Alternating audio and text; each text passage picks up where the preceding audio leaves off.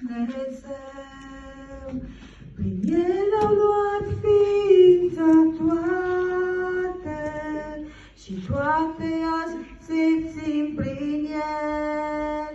El e Alfa și Omega, e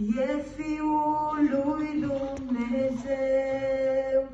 e cuvântul întrupat printre noi,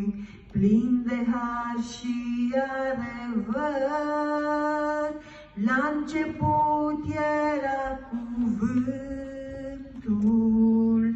cuvântul era Dumnezeu, prin El au luat ființă toate și toate azi se țin prin El. El e Alfa și Omega, e Fiul lui Dumnezeu, e cuvântul întrupat printre noi, plin de har și adevăr.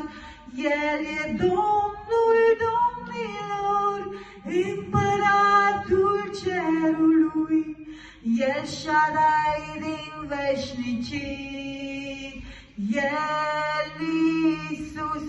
El e mana cea din cer, El e piatra din Betel,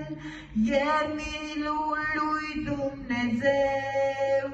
El Iisus, El e Domnul domnilor, Împăratul cerului, El Shaddai din veșnicii, El Iisus, El e mana cea din cer, El e piatra din Betel, El e mielul lui Dumnezeu, El Iisus, El e Domnul,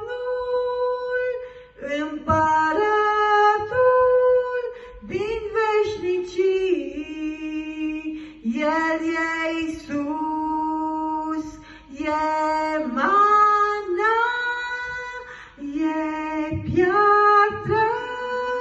El este mielul, El Iisus, El e Domnul domnilor, Împăratul cerului, El Shaddai din veșnicii, El Iisus, El e mana cea din cer, El e piatra din Betel, e mielul lui Dumnezeu, El